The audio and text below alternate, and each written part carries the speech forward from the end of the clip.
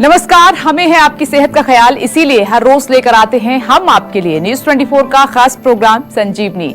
मैं हूं विपनेश माथुर और मेरे साथ हैं जाने माने आयुर्वेदाचार्य डॉक्टर प्रताप चौहान। डॉक्टर चौहान, बहुत बहुत स्वागत है आपका संजीवनी में। नमस्कार जी, धन्यवाद। नमस्कार। कोरोना काल में फेफड़ों का रखें खास ख्याल। अपने फेफड़ों को कैसे दे आयुर्वेदिक थेरेपी, बताएंगे डॉक्टर प्रताप चौहान संजीवनी में। कोरोना वायरस संक्रमण सीधे लंग्स पर अटैक करता है और अगर आप सिगरेट पीते हैं या पहले से ही आपको लंग्स में कोई तकलीफ है, कोई इन्फेक्शन है, कोई प्रॉब्लम है, तो आप पर इस वायरस का खतरा सबसे ज्यादा हो सकता है। और यही नहीं, अगर कोई व्यक्ति कोरोना संक्रमित है और वो ठीक भी हो जाता है तो भी उसे अपनी सेहत का बहुत ज्यादा ध्यान रखने की आवश्यकता होगी। लंग्स को हेल्दी रखने के लिए, दुरुस्त रखने के लिए आयुर्वेद में कैसे उपाय हैं, कैसे आयुर्वेद मदद करेगा, यही आज बताने वाले हैं हमें doctor Pratap Chauhan. Corona virus संक्रमण हमारे लंग्स को प्रभावित करता है, इफेक्ट करता है, तो ऐसे में बचाव कैसे कर सकते हैं हम? देखिए, बड़ा अच्छा विषय भी है क्योंकि आप देख रहे हैं आजकल ये देखा जा रहा है कि जिन लोगों के लंग्स या फेफड़े या रेस्पिरेटरी सिस्टम कमजोर है उनको थोड़ा ज्यादा खतरा है। ऐसे डॉक्टर लोग भी बता रहे हैं, WHO भी इस तरह की गाइडलाइंस जो आ रही, जो डेटा हमारे सामने आ रहा है उसमें भी दिख रहा है। तो विशेष रूप से लंग्स को हमें सुरक्षित रखना है। लंग्स में हमें जो है कहां से एंट्री मिलेगी, कोई भी माइक्रोब, कोई भी बैक्टीरिया, वायरस हमारे नाक या हमारे मुंह से अंदर जाएगा। ये जरा ध्यान से सुनने वाली बात है। तो यदि हम अपनी नाक को सुरक्षित कर लें, अपने मुंह को सुरक्षित कर लें, कैसे करेंगे? आयुर्वेद में हम जो है एक प्रक्रिया है जिसको बोलते हैं नस्य, नाक में तेल डालने की प्रक्रिया जो है। आजकल हमारे जो आयुष मंत्रालय के गाइडलाइंस जो आई हैं, बहुत सारे लोगों ने पूरे भारत में नहीं विश्व भर में इनको प्रयोग किया है। नाक में 2-2 बूंद तेल डालिए। हमारे यहाँ पर एक आयुर्वेद का एक तेल मिलता है, अणु तेल बोलते हैं उसको। अगर वो भी नहीं है तो तिल का तेल आपके घर में होगा। 2-2 बूंद दोनों नासिकाओं में सुबह शाम 2 समय तेल डालिए। अपने गले को कैसे सुरक्षित रखेंगे? सुबह खाली पेट ब्रश करने से पहले जो है 1 चम्मच तिल का तेल मुंह में डाल करके उसको मुंह में घुमाइए, जैसे कुल्ला करते हैं पानी से, उस तरह से 2-3 मिनट घुमाइए। उसके बाद उसको बाहर आपको थूक देना है, अंदर नहीं निकलना है उसको, बिल्कुल भी बाहर ही थूकना है उसको। तो ये आपके नाक और गले, ये पूरे रास्ते में जब तेल की एक तरह से परत बन जाती है, तेल की कवरिंग वहां बन जाती है, तो कोई भी माइक्रोब, बैक्टीरिया अगर जाएगा उसमें ट्रैप हो जाएगा, अंदर नहीं जाएगा, आपके अंदर फेफड़ों तक पहुंचेगा नहीं।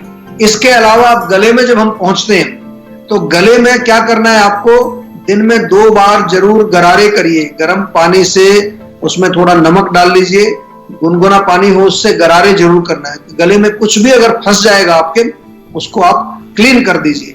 गर्म पानी पीने का तो विधान अभी चल ही रहा है, काफी लोगों को जो है मालूम है, आयुष मंत्रालय की गाइडलाइन में भी है, और हमने तो आपको पहले से बताया हुआ है डिटॉक्स वाटर, वो तो रोज बना लीजिए। सुबह 1 लीटर पानी में 1 चम्मच सौंफ, 1 चम्मच जीरा, 1 चम्मच धनिया पाउडर, 1 चम्मच ताजा अदरक, ये डाल करके उबाल लीजिए।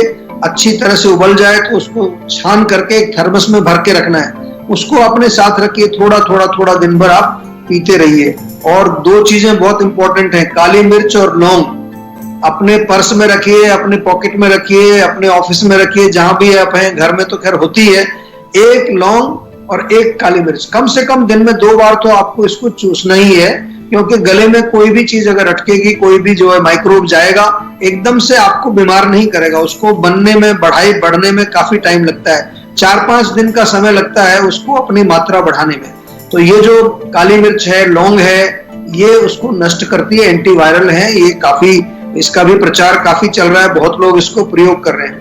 और कभी भी आपको हल्का सा भी कंजेशन महसूस हो, आपको अगर कहीं फेफड़े में लगता है या कोई खांसी आती है, तो हमारे यहाँ पर जो है आयुर्वेद में एक सीतोपलादी चूर्ण है, बहुत आसानी से अवेलेबल है। सीतोपलादी चूर्ण 1-1 चम्मच शहद में मिला करके आप चाट लीजिए, या मुलेठी का चूर्ण बड़ा इजीली अवेलेबल है, मुलेठी का चूर्ण भी आप जो है शहद में मिला करके या गर्म पानी में ले सकते हैं।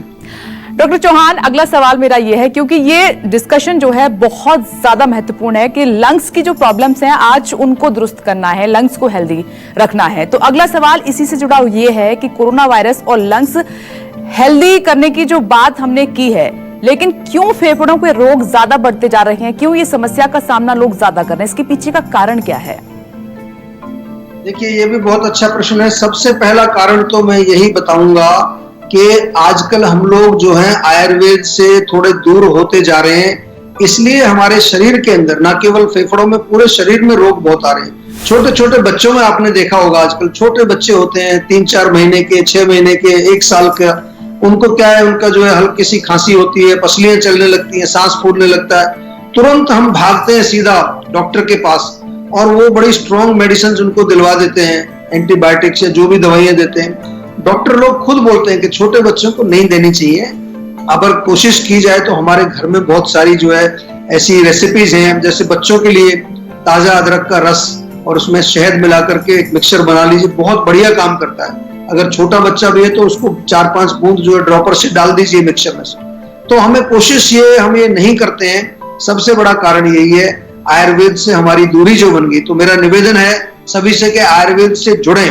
दूसरा कारण मैं मानता हूं कि जो आजकल ये पॉल्यूशन बहुत ज्यादा हमारे शहरों में हो रहा है, गाँव में भी पॉल्यूशन बहुत हो गया है, जो धूल, मिट्टी, धुआं जिसके संपर्क में हम आते हैं, तो उसके कारण भी हमारे फेफड़े कमजोर होते हैं। और तीसरा कारण है कि जो हम खान पान हमारा जो है उसमें बहुत सारा ऐसा भोजन हम खा रहे हैं, जंक फूड जिसको कहते हैं, जो कि पचता नहीं है और वो आम बनाता है। आम का जिक्र मैं बार बार करता हूं अपने जो है जितने भी मैं अपने टॉपिक्स आते हैं। आम एक ऐसा विषैला तत्व है जो कि हमारे स्मॉल इंटेस्टाइन में, हमारे जो पाचन संस्थान में बनता है, वो जो खाना जो ठीक से नहीं पचता है, अनडाइजेस्टेड फूड से आम बनता है। वो चिकना पदार्थ होता है। ज्यादा आम बनेगा तो वो भी आकर के हमारे किसी भी शरीर के किसी भी हिस्से में जाकर के जम जाता है। सेडेंटरी लाइफस्टाइल, यानी कि आजकल हम बैठे रहते हैं, खास तौर से जब से कोरोना की महामारी आई है, बहुत सारे लोग घर से ही काम कर रहे हैं, ज्यादा मूवमेंट नहीं है,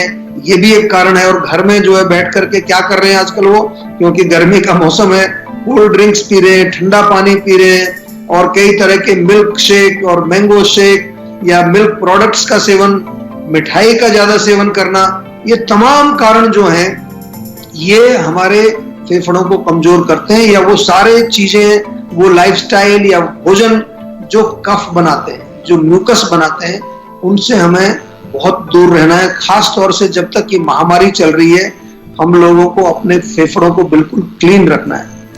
सर, आप लाइफस्टाइल का बार बार जिक्र कर रहे हैं, तो इसके साथ मैं आयुर्वेद को भी जोड़ना चाहूंगी। ये लाइफस्टाइल और आयुर्वेद की मदद से फेफड़ों को कैसे हम दुरुस्त रख सकते हैं?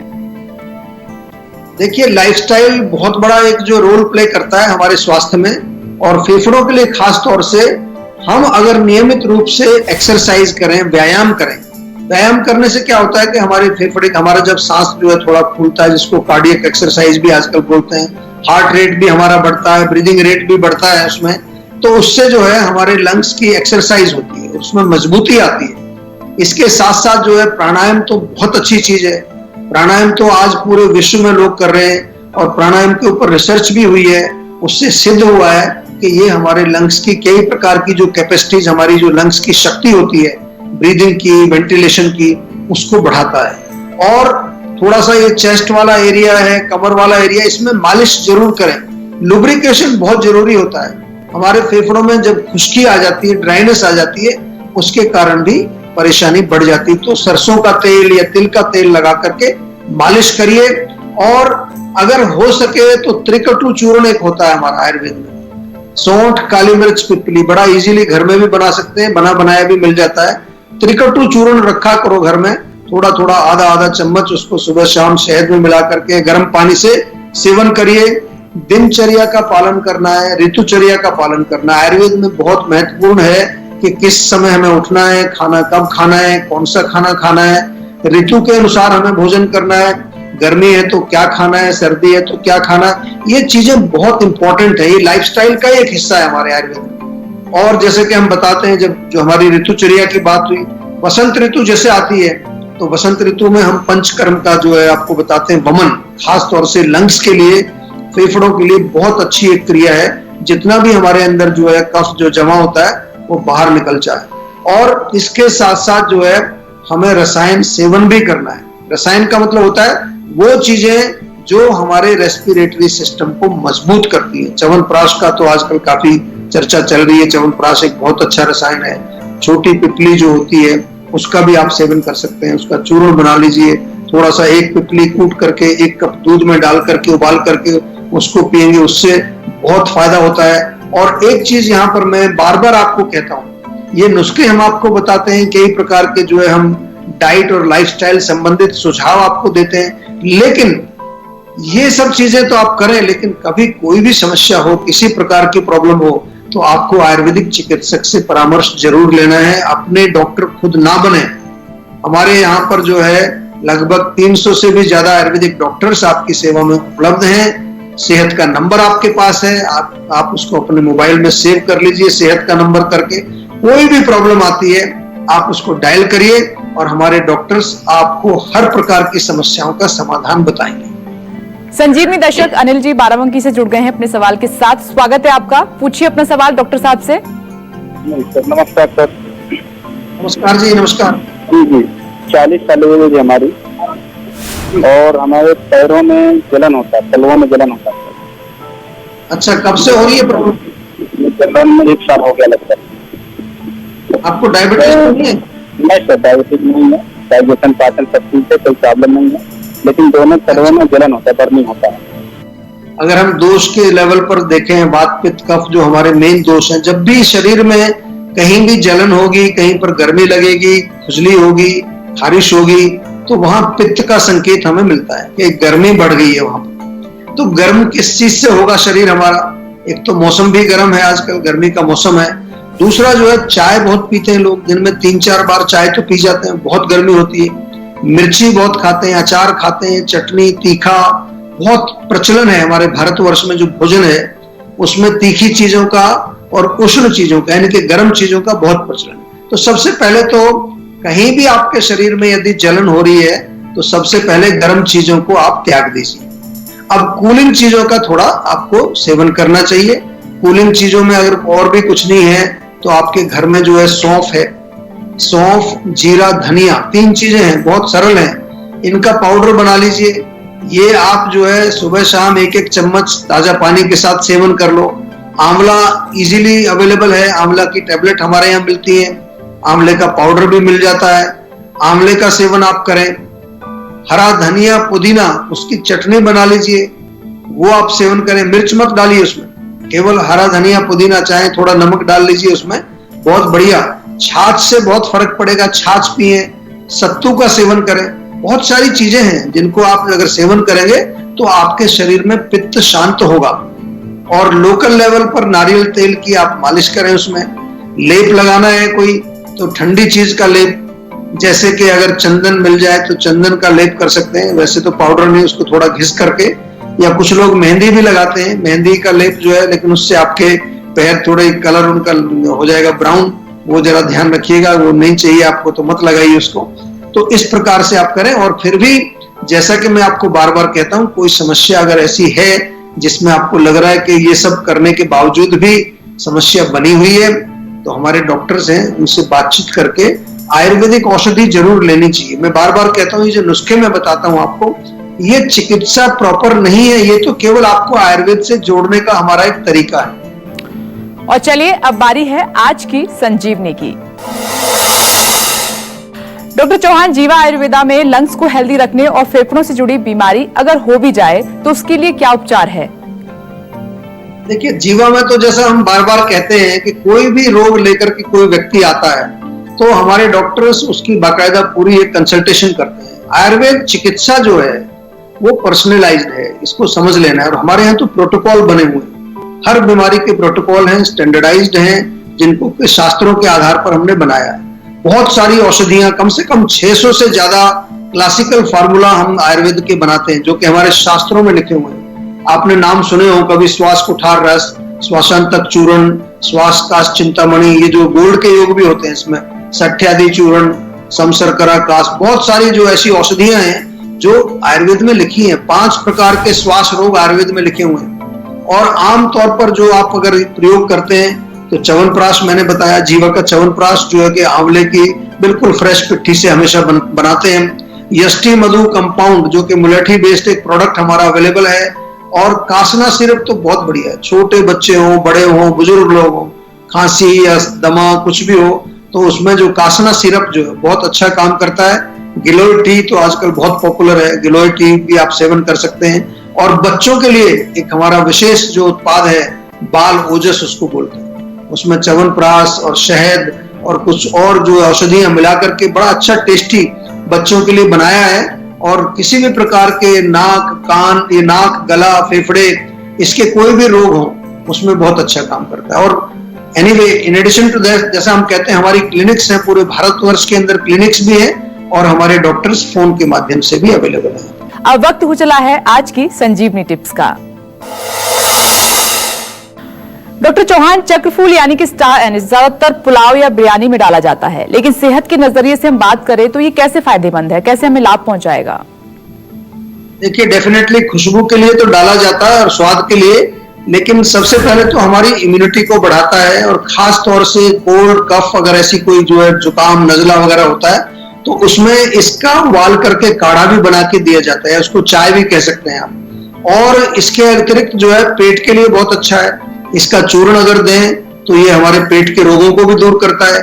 एंटी बैक्टीरियल और एंटी फंगल भी होता है और इसमें एंटीऑक्सीडेंट प्रॉपर्टीज भी पाई जाती हैं। और जिन लोगों को नींद अच्छी नहीं आती है, इंसोम्निया की प्रॉब्लम है, उनको भी जो है चक्रफूल से लाभ मिलता है। उसकी चाय पी सकते हैं या उसका चूर्ण बना करके ले सकते हैं। डॉक्टर चौहान, बहुत बहुत शुक्रिया आपका, धन्यवाद इस हेल्दी डिस्कशन के लिए। थैंक यू जी, नमस्कार। हम उम्मीद करते हैं कि आप भी आज डॉक्टर प्रताप चौहान को सुनने के बाद सेहतमंद रहने की तरफ अपना एक और कदम आगे बढ़ाएंगे। और इसमें आपकी मदद करने के लिए आपके साथ है सेहत का नंबर 0129404004। ये नंबर फौरन घुमाएं और अपनी कॉल रजिस्टर करवाएं। आप हमें ईमेल भी कर सकते हैं, हमारा ईमेल आईडी है info@jiva.com। फेसबुक के जरिए भी आप हमसे जुड़ सकते हैं और हमारी फेसबुक आईडी है www.facebook.com/jiva ayurveda। हमेशा स्वस्थ रहें, तंदुरुस्त रहें और खुश रहें, इसी उम्मीद के साथ कल फिर होगी आपसे मुलाकात। तब तक के लिए हमें दीजिए इजाजत। नमस्कार। नमस्कार, मैं हूं मानक गुप्ता। अगर आपको हमारा ये वीडियो पसंद आया हो तो इसे लाइक और शेयर जरूर करें। और हाँ, हमें सब्सक्राइब और फॉलो करना ना भूलें ताकि आप देश और दुनिया की कोई खबर मिस ना करें। तो जुड़े रहिए हमारे साथ और देखते रहिए न्यूज़ 24।